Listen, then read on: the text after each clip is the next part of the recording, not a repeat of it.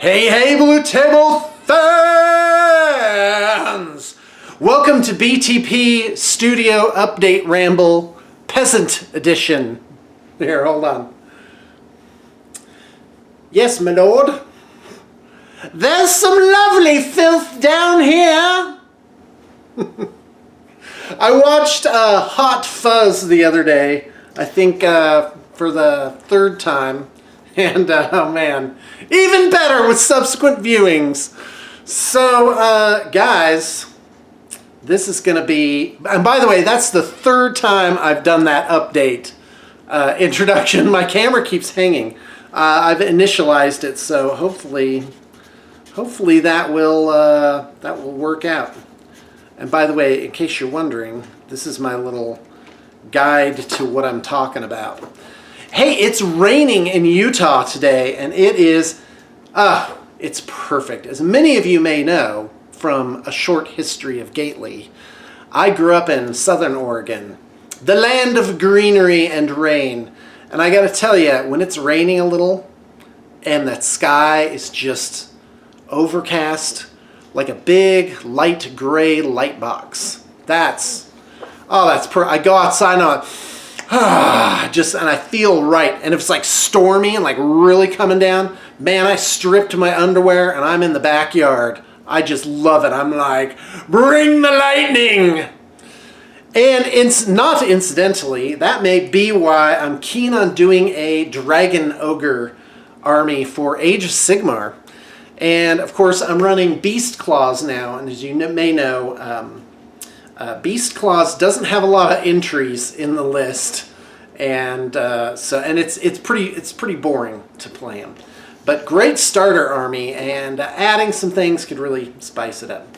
But by the way, that army's going to be for sale soon, so ignore that I said that it was boring. No, it's totally boring. You shouldn't buy it.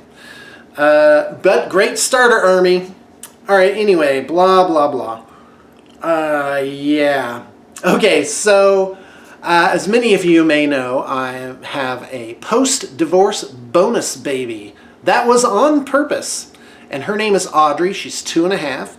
From age 1 to age 2, I actually took care of Audrey and ran the business at the same time. Now, for those of you that have friended me on Facebook, you already know Audrey is like a little brunette Shirley Temple. She's so cute. Oh my gosh. And wherever we go with her, she's just a charmer.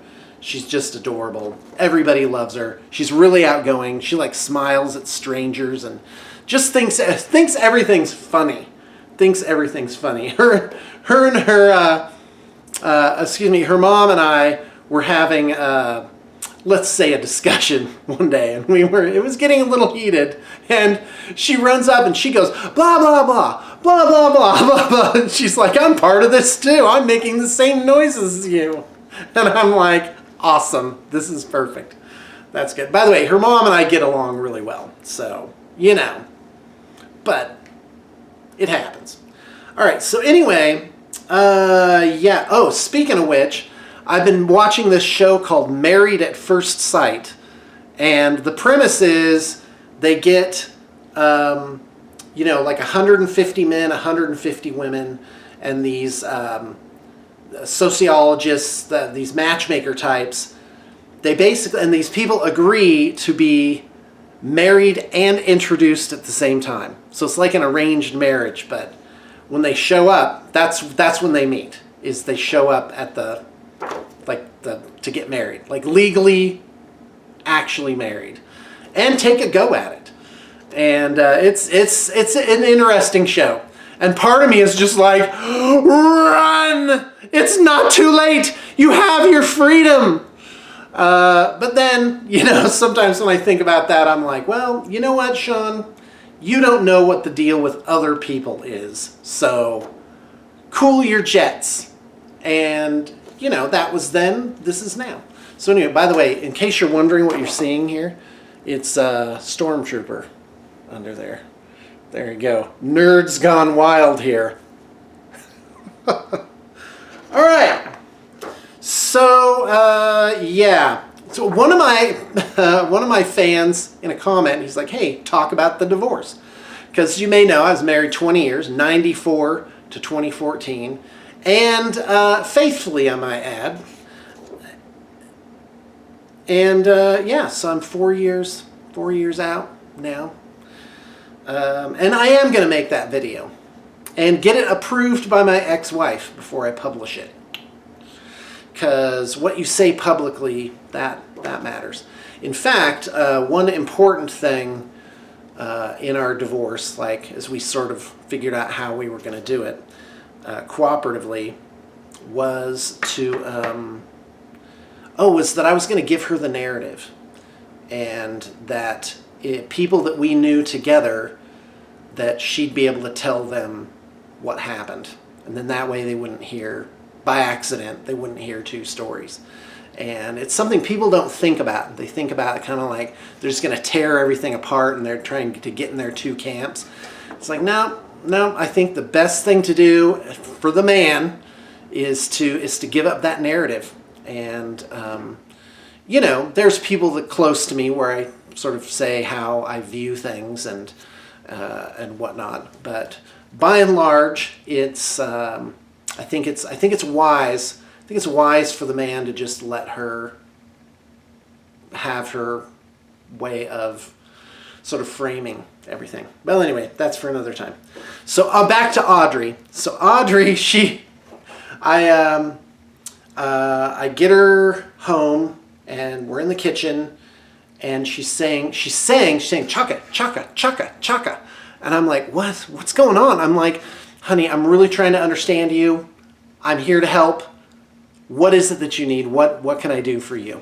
And she's like, chaka, chaka, chaka. And I'm like, oh, chocolate. And this wave of relief, like, obviously comes over her face. She's like, chaka. And I'm like, all right. She's a little chocolate fiend now. She'll sit there and she'll just eat those Hershey's Kisses. You know, it's pretty awesome. That's what she wants. She gets on. She knows that little girl knows what she likes.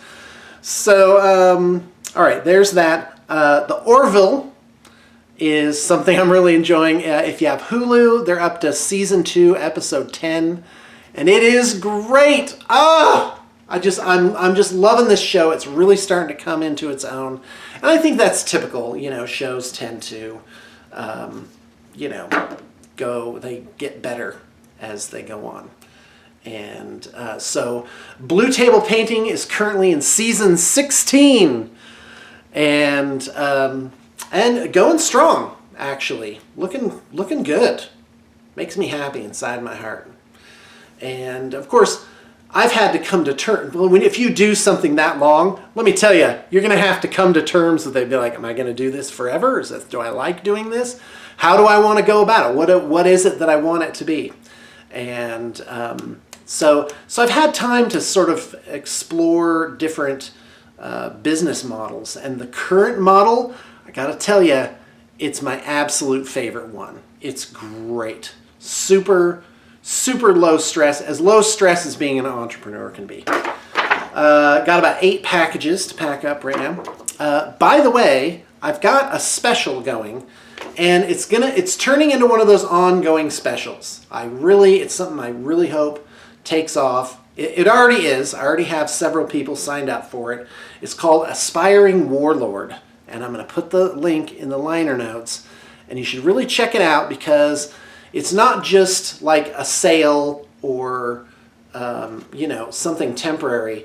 It's a way to go about this miniatures battles. Miniatures battles, it's almost a way of life, really. Like, if you're going to paint armies, if you're going to collect, assemble, and paint armies, or just collect armies in this case, then it's part of what you're doing, and supremely rewarding. So there it is. So check that out. It's really a great way to go about it. I have tuned it for the common man, and then all the way up to luxury status. Okay, so that said, Age of Sigmar. Now, I'm super jaded. Like, having seen all the armies and projects come through, I'm just like, very little impresses me now. I still love it. Like, I will sit down and just paint some basic guys and just be in hog heaven. Paints, music, just fantastic. But I'm pretty jaded. However, I found myself with the Beasts of Chaos book really, really, really looking at it. And I was just stoked. I mean, oh my gosh. Like really reading this book and understanding what it is this army was about. And I have a gaming group now. Consisting, the core is basically me and my 2 teenage boys. And what a wonder. It's great. Like, they can't get enough of it. My 17-year-old son, he's an assembling machine. Like, you just like, it's like a big old hopper. You just sort of pour sprues in and out come these assembled figures. He just cranks them out. Really amazing. And so I'm excited for that. Also, our Dungeons and Dragons game is going really good.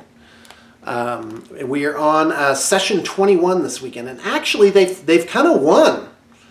And I'm looking at it, I'm like, God, what am I going to do to challenge these guys? They're level 13, and my sons are like, they're super smart, and they have figured out their characters.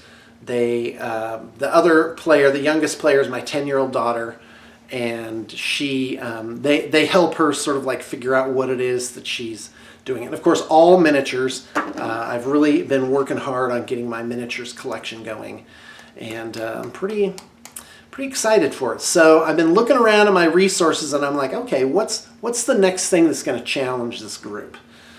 Because I sicked an ancient red dragon on them, and they kind of managed to pull it off.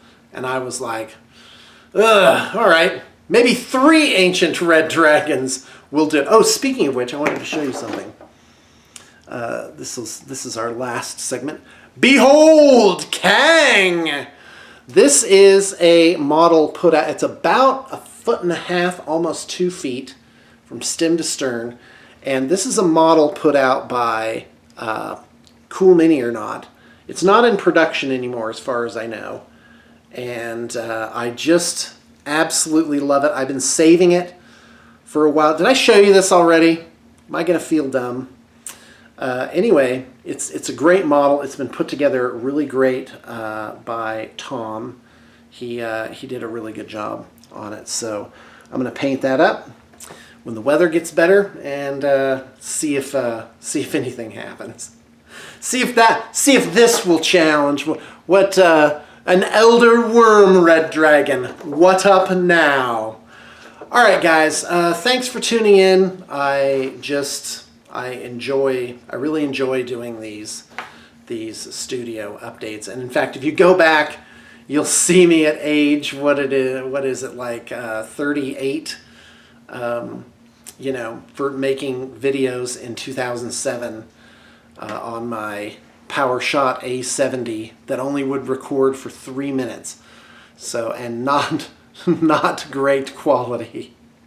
And in fact, I'm using comparatively a potato, So, yeah, that's about it. More to come.